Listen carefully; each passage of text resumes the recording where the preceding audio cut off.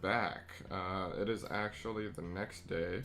We decided to redo this portion of our podcast because there was actually a lot of stuff that we left out. Right now, we're going to be talking about Neon Genesis Evangelion, which is known in the anime community as one of the most influential of all time.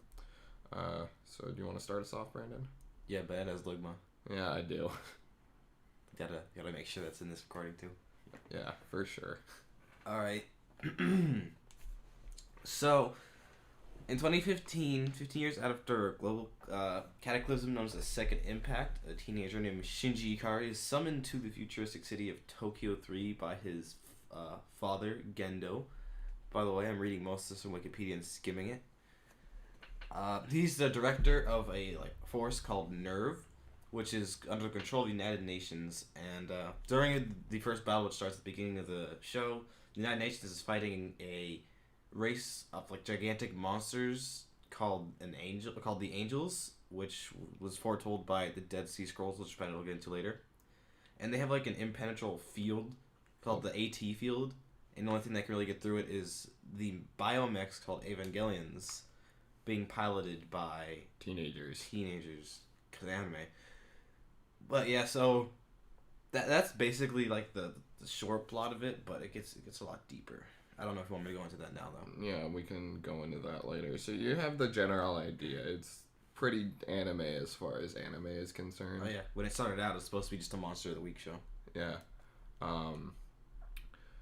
Yeah, so Evangelion is known in terms of people who watch anime as it's a very deep story. So you have a lot of character driven development. You have a lot of psychological development that's all going on.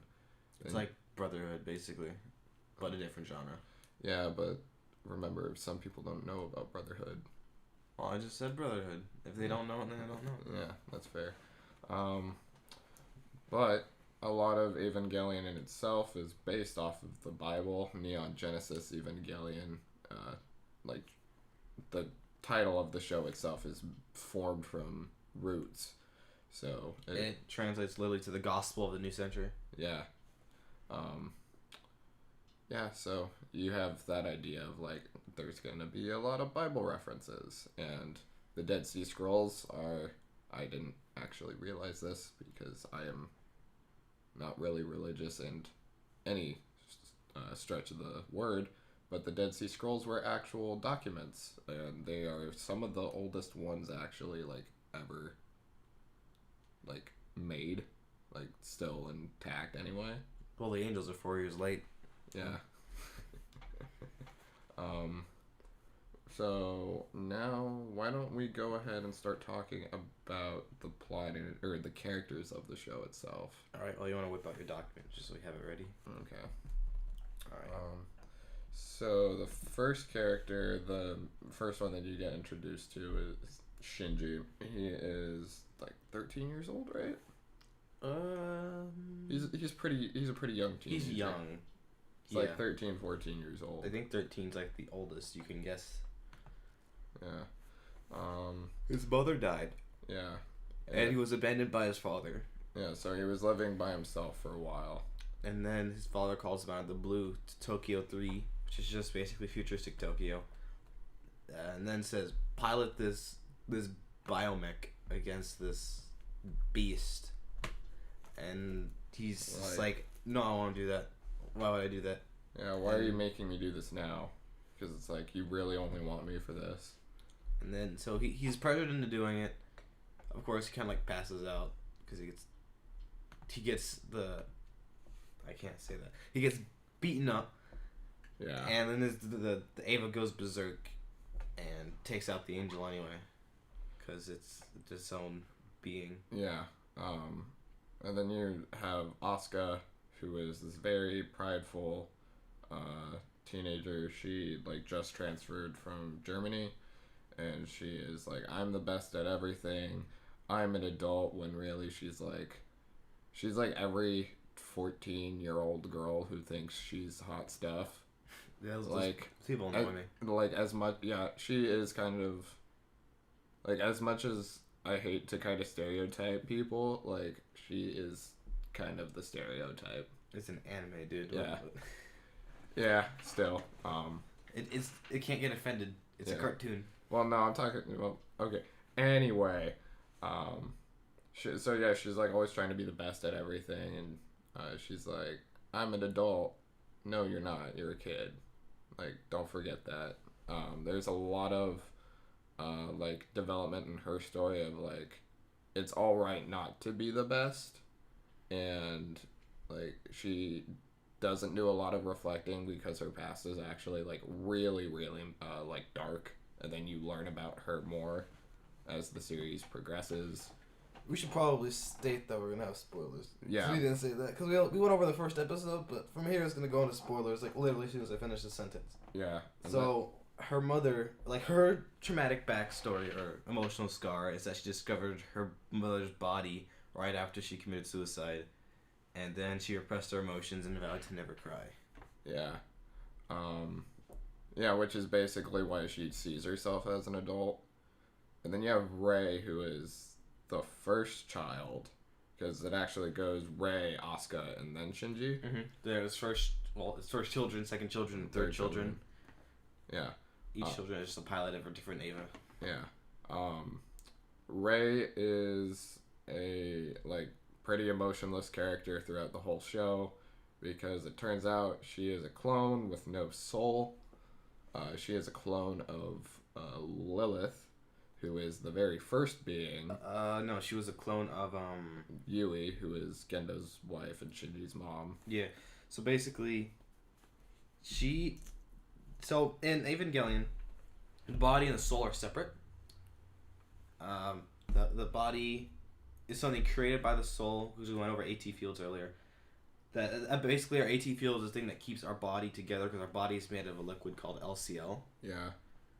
So she basically put her soul into the first Eva, which her son pilots, which is why they're so compatible, because they had to be compatible, by the way. Yeah. And by the way, Asuka's mother, half of her soul is in her Eva. That's why she could end up committing suicide, because she only had half of her soul.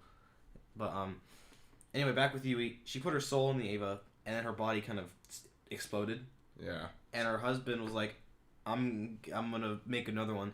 And she takes the hobbled body parts and makes a child. Yeah, and that's Rei. Yeah, which then gets murdered. And then She clones it. Yeah, so... And then later in the show, they introduce these things called dummy plugs, because Shinji gets really moody about, like, I don't know if I want to pilot the Eva, and it turns out the dummy plugs are just clones of Rei, who are specifically designed to pilot and win the fight at all cost. Yep. Yeah, those are the three main characters, and then you have other characters like Misato and Ritsuka, who... Ritsuka is, like, the head scientist who develops the Evas, and then Misato is the surrogate mother of Shinji. She is the one who ends up taking care of Asuka and Shinji. She is probably my favorite character. She goes through also a lot of development, because her father used to work for Nerve. We haven't even talked about like all of the secret Illuminati stuff in the show either. So No, because that's for you to cover the. Yeah, we did talk about. So we talked about Nerve, which there's two main ones, and then in the extended like universe rebuild series there's two. Yeah, it's Nerve and Seele. Well, that's just in the normal as well. Yeah, well no, in the rebuild there's 3 because Wheelay, remember? Oh yeah, well, nobody cares about 3 point. Yeah, okay. Anyway, we're getting off topic here. So then above Nerv is like basically the Illuminati. It's called Seele. Seele is German actually for soul. It is established that these group of 15 people want to return the world to, or the universe of like to how it originally started. This parallels with the thing called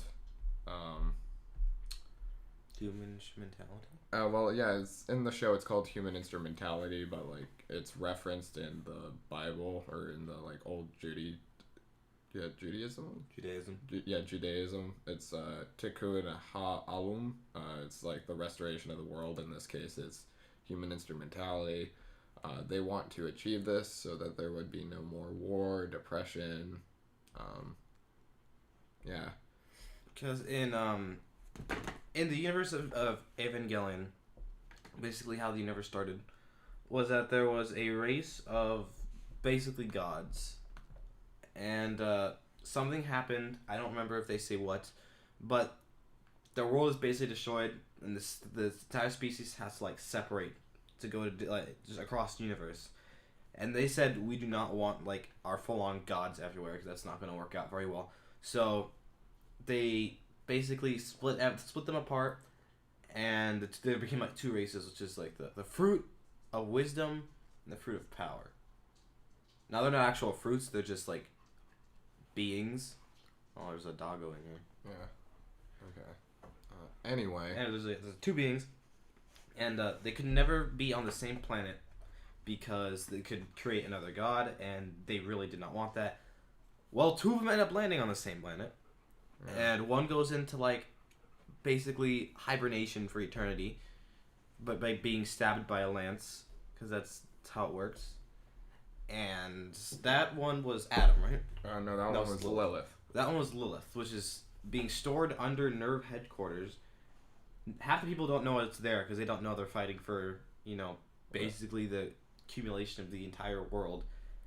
And then Adam, which is what is in Antarctica. Yeah, which got blown up because they tried to take the lance out of him, and they were like, no, so it blew up the entirety of Antarctica. And it shrunk him down to a fetus, basically. Yeah, and like the whole world basically just got messed up.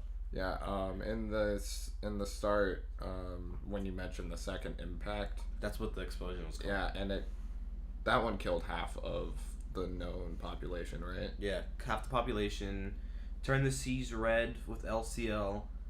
Which comes from the, It's the liquid that's inside of the Evas. It's like embryonic liquid. Yeah, and so it basically heated up the Earth, global warming stuff. And so they still had the fetus body of Adam, which is important later. But anyway, I got off topic. I don't remember what I was talking about. Well, this kind of parallels like Adam and Lilith with, again, the Bible, because it's Adam and Eve, but in this case, Lilith is the female version of Adam, correct? Think so, which is weird. But, so back with the fruit of power and fruit of wisdom, humans came from the fruit of wisdom, which was from Adam, right? Lilith. Which was Lilith. And, so we basically literally fell off their bodies and got created, so don't worry about that. And then the fruit of power came from Adam, which is the angels. They're trying to get to Lilith, because if they touch Lilith, they'll cause a third impact, which is basically just human instrumentality. Yeah, the restart of everything. And then Rey ends up becoming the trigger for the third impact, or the main cause of it. Shinji was the trigger, really. But at the end of the anime, it delves very, very into the psyche of almost the main crew. So you have Asuka, Shinji. They do touch on Rey, but they really barely do because again she has no soul. But it's very different from the rest of the anime because of the fact that it actually got cut short. They were the studio was or more the TV station was you have 2 episodes left. They were oh, well, we really need to... With the cut budget. Yeah, cut budget, so there was that. Entire, last 2 episodes were just, psychological development with, a giant plot hole from in between, 23 to, 25. Yeah, and it was mostly just a bunch of static images. Yeah. And, different art styles because they had to cobble things together, which is why they made the end of Evangelion, which is basically just a replacement for 25 and 6. But in the end of the anime, Shinji like all of the start of human instrumentality starts to happen, and then Shinji realizes that with the power of human instrumentality, he can decide whether to go through with it, or he can like rebuild the world basically. You can reject it, but the world's still gonna be a little bit messed up. Yeah, but Well, not in the anime. In the anime, it was went back to normal. well, yeah, but with the melding of like everyone's minds, he realizes that everyone is suffering, and that everyone like does feel the same way that he does, because he struggles with like Feeling alone. depression, anxiety, and living up to his father's expectations. But in the end of Evangelion, he which is the movie, it plays out a lot differently. Asuka gets a whole other level of character development because she finally realizes that she is allowed to cry and confront the past from her mother. And Shinji just snaps. Yeah, Shinji like loses his mind. He does reject human instrumentality because Rei is like, again, she's the omnipotent being at this point, and she's like, Shinji, what do you want to happen to the human race? So at that point, after she starts the third impact, because it's different in the anime and the movie. In the movie, they like shoved Adam into her, Yeah. like the fetus, Yeah, and that just- started the third impact. It's different in the anime. I just remember it kind of happening. I was really confused. Yeah. But, again, plot holes. Yeah, but basically, so she had. Well, we didn't even go over Adam before that. Oh yeah. Because it happens right before it. Yeah, we did. So Adam, the soul of Adam becomes a final angel, and he's in a being No, it's Kaoru. called Kaworu. Yeah, but he has the soul of Adam. Yeah. That's what I was about to say. He's in a being like his body, new body, and his name is Kaworu.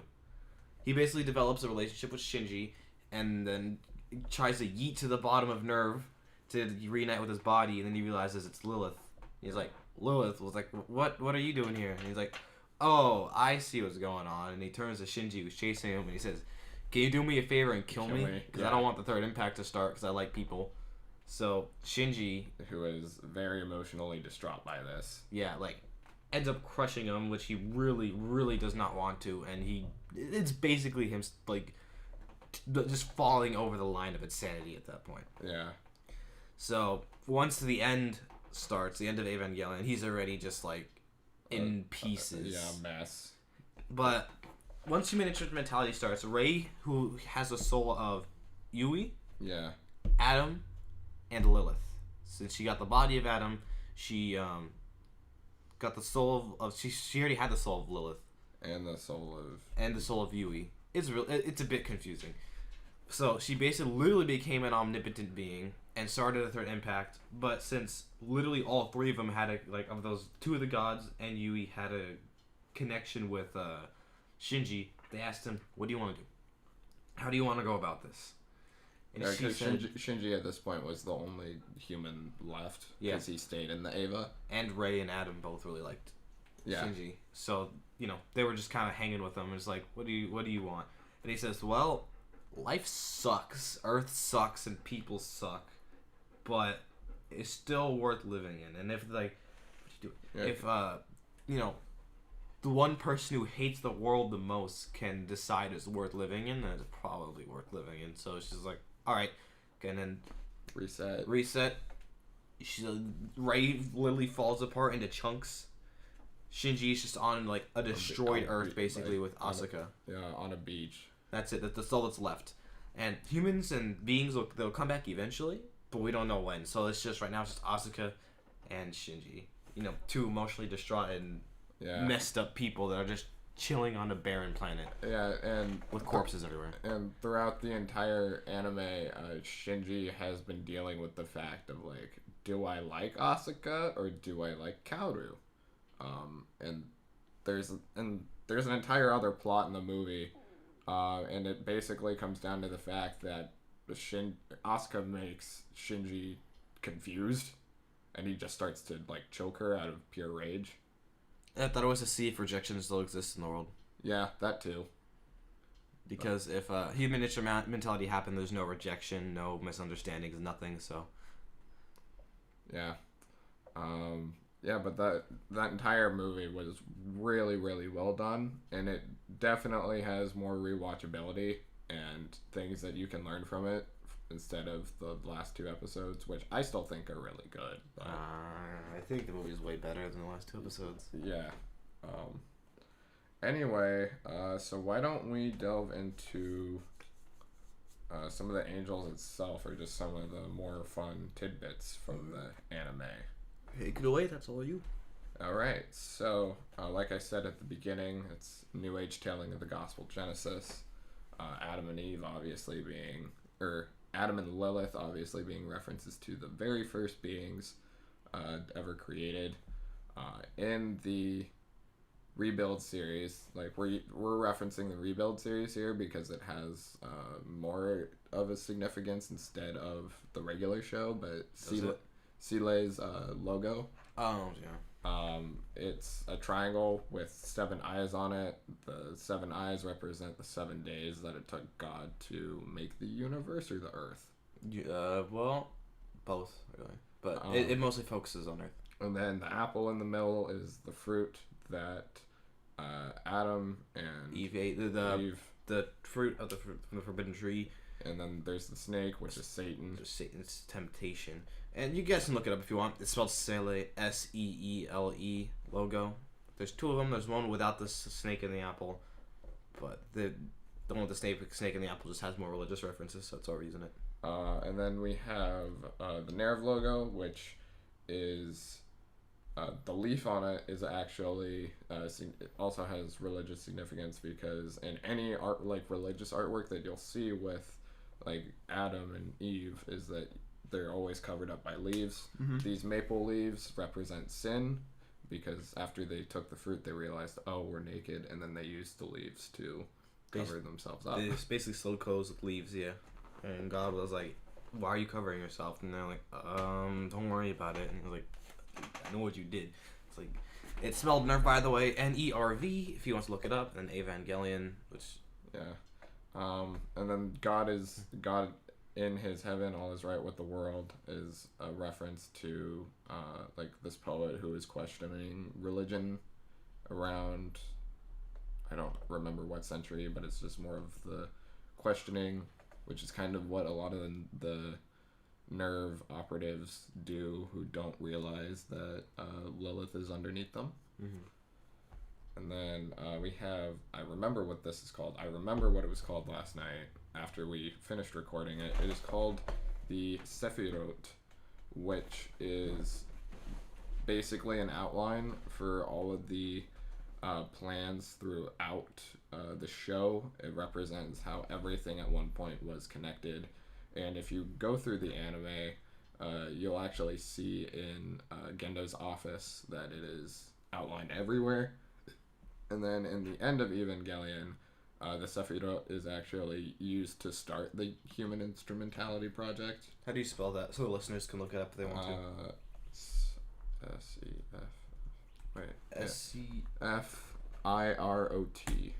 So Seph riots, basically. Yeah. It's pronounced Sephirot, though. Yeah. But I'm saying if they want to spell it. Yeah.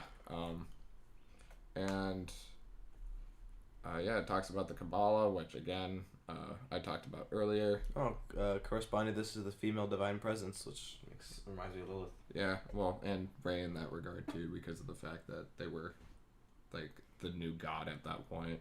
Yeah. And she got Lilith's soul like halfway through. I don't remember why. And then again the Shiravat column, which is the breaking of vessels in Judaism, which is what the start of Evangelion is. Like everyone ended up breaking apart, and that's why we have individuality. And then, like I said before, Teku Ha'alm is the restoration of the world, instrumentality. And then one of my favorite, which was probably the first one that I caught on to, was the 3 supercomputers in Nerve, which are the named after the 3 wise men, Casper, Melchior, and it's Casper, Melchior, and Balthazar. Yeah, Balthazar. These three computers are like dictate all of Nerve's basically military, like which outcome, which course of action would lead to the best outcome. I didn't know that, because it kind of like drops it on you out of nowhere. Yeah. In the anime, and I was really confused when it was first introduced. I was like, "How was I supposed to know about this? What?" But Yeah. And then there's an angel who basically takes on the form of a computer virus, and to slow it down, Ritsuka ends up. well, wasn't that just in Rebuild? No, that was in the original anime. Really? Yeah. Oh. So in the anime, Ritsuka ends up deploying a Type 666 firewall to protect the Magi, or to at least slow the angel down. Which is kind of counterintuitive, because you're talking about something holy, and your 666 is a satanic number. You're just throwing it into there. I don't know. It's kind of weird, but Yeah. And then you have all of the actual names of the angels, which are, like, they all have the suffix of El, which is a Hebrew title, or it's, in Hebrew, El ties to, like, holy things, like God and angels. The names of the angels also actually translate to something in Hebrew. It's, like, Sachiel is the covert, or is, like, the price of God. Shamshel is the anger of mourning and a lonely conqueror. Then you have Ramiel, the thunder of God. Gaphiel, the beast of God. Raphael, which is the twin angels of poetry, which that is the angel that Shinji and Asuka fought, like when they had to like sync up their Evas. Which is how Shinji and Asuka actually got pretty close to each other during that whole confrontation. You have Zerial, the arm of God. He's the one that blew up Nerve HQ and made Shinji become the trigger in the Rebuild series.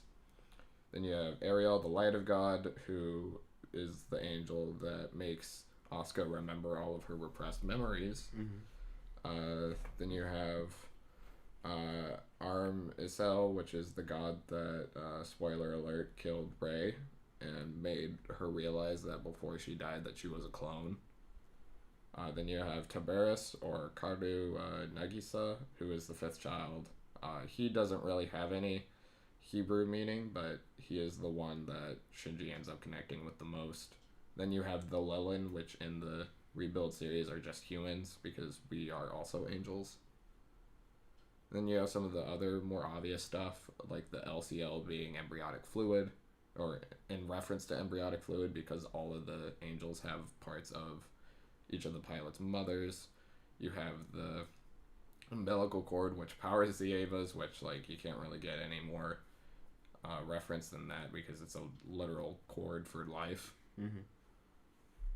Overall, like, Evangelion was just a really, like, great show that I enjoyed watching. You want to talk about the music? Because you forgot to last time. Yeah, I did. Okay, so the two songs, actually there's a lot of songs, but the two main songs that I want to talk about are the OP, which is called A Cruel Angel's Thesis. It's the Cory in the House meme song. Yeah. For those who are uncultured.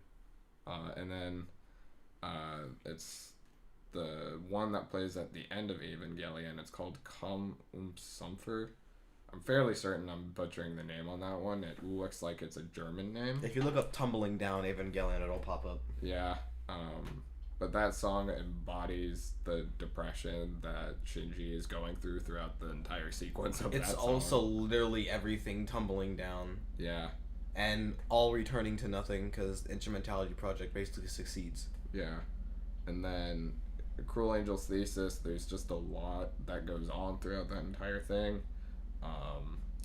Mother's Basement did a What's in an OP of it. It was really good. It also talks about a lot of the religious stuff, like the Dead Sea Scrolls being in it. You see the Sephiroth in the LP. Yeah, you do see the Sephiroth. And then... and OP is a theme song, by the way. Yeah. opening, Mm-hmm. and then in the one of the last shots is Unit 1, which is the Ava that Shinji pilots, like grows wings. That never happens in the anime, but in the second impact. Yeah, but in the movie it happens. It doesn't specifically happen in the anime. It's true. In the movie, it's when instrumentality starts, and the Ava becomes a god too, doesn't it? Yeah. The Ava and Lilith both become gods. Yeah.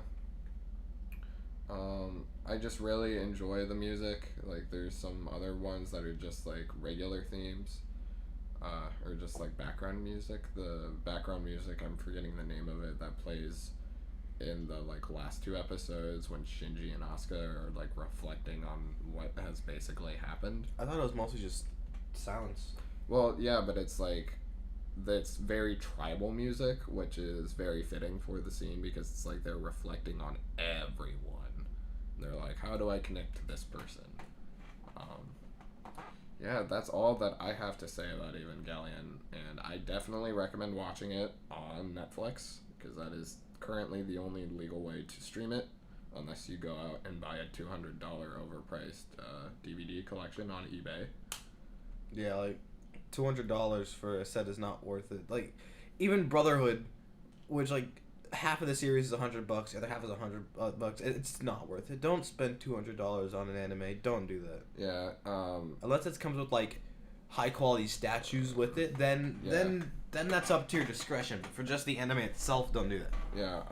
Don't watch it dubbed on Netflix. Can confirm it's really bad. The original dub is very poor as well because it's an old dub. So yeah, probably just watch it sub. Even with Netflix subs, like they mess up two things, which is "Fly Me to the Moon." Oh yeah, we didn't even talk about "Fly Me to the Moon," which is the ED or the ending song for the credits. Which is the same "Fly Me to the Moon" song that Frank Sinatra. Yeah, Frank Sinatra. Yeah. It's not the same. It's a cover. Yeah. But I like that version better. But the significance of "Fly Me to the Moon," it's like there's a chorus. There's a part of the song where it's like, "In other words, I love you." Mm-hmm.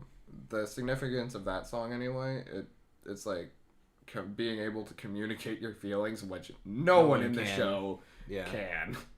Yep, and in the Rebuild series, Sally is literally on the moon. Yeah, but they don't reference that in the Rebuild. And they also changed. Oh, I didn't even realize that's kind of a funny little detail. Yeah, I got that immediately. I was like, oh, that's funny.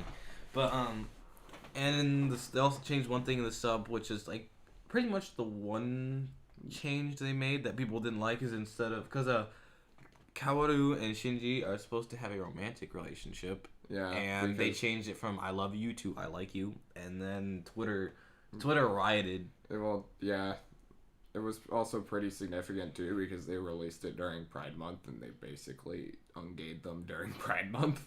Ouch. Yeah, can't really hide that, Netflix. Man, I don't like it when people change the source material. This is why I don't like dubs in general. Yeah. Anyway, Evangelion just does a really good job of showing off the human isolation and depression and why it sucks to live in a world where half the population is dead. Yeah, it shows off the psychology more than just cool battles. It's not just testosterone-filled... like mecha battles. Yeah. One of the best episodes, in my opinion, it's called The Hedgehog's Dilemma, which is an actual thing in psychology where it talks about why hedgehogs can't get too close to each other without hurting each other, which humans are the same way. It's like we want to be able to connect with people and be loved, but we don't want to hurt or be hurt. Yeah, we don't want to hurt anyone or get hurt. So, yeah. But yeah, so what would you rate Neon Genesis with the movie out of 10? With the movie out of 10, I'd probably like 9.5, 10. It was really good. 9.5. Well, what do you rate each, the series and the movie? The series itself, I probably rated a 9. The movie, I probably rated 9.5. Because I do, as much as happy endings are kind of recycled and reused in like almost every story imaginable, I do, especially Hollywood. Yeah, I do like happy endings. So. I like sad endings. Yeah. Because I'm sick of happy endings, honestly. Like, there's some like sad endings that like I wish it could be a happy ending, but I like the sad ending. Like no spoilers, but Code Geass. Yeah. I would rate Neon Genesis just itself. I think I rated it I rated it an 8 because the last 2 episodes were kind of hobbled together and there was a lot of jumping between past events, present events, and it confused its audience quite a bit because it was just a little bit lackluster in its storytelling in the beginning. I rated the end of Evangelion a 9 because it was just really good. Yeah, It was really cryptic and well done. Yeah, and then like the fight, I would easily say that the end of Evangelion has the best fight scene in the whole show, which is the Asuka's last fight. Also, the final battle is just just a psychological breakdown rather than a actual physical fight, which I really liked. Yeah. Yeah, that's really everything that I have to say about that. If you want to check out any of the stuff that we talked about, Mother's Basement, What's in an OP on Evangelion, Wisecrack, the philosophy of Evangelion, they delve really deep into the religious aspect and the psychological aspects that we just kind of skimmed over. But Or Netflix, which has the Neon Genesis of Evangelion. also, don't watch there is like the death and rebirth of Evangelion. Don't watch that. It is hot garbage. It's just a recap. Yeah. With like 20 minutes of new footage if you really want to. Yeah, but it's still pretty terrible, so I don't recommend watching it. Recaps are usually boring. Yeah, that's all that I have to say about it. Yeah. Thank you guys for making it to the end. We hope we can continue this. We'll see how it goes. Yeah. This is mostly a school project, so teachers like to change their mind on what's acceptable and not acceptable. So we'll play it all by ear. Well, if you made it this far, Yeah, thanks a lot. Like I don't think anybody's going to, but if you did, just let one of us know, Bennett or Brandon. Just say, "Hey, I finished," and we'll be like, "Why are you wasting your time on this?" But anyway, that's all from us. Yeah. We hope you guys enjoyed it as much as we enjoyed making it and reshooting it. Yeah, and enjoyed watching Ava. I hope you really do. So It's pretty good. Ava's not a lot of people's things, but it was a very good change of pace, especially because anime that season was kind of bad except for Demon Slayer. Oh yeah.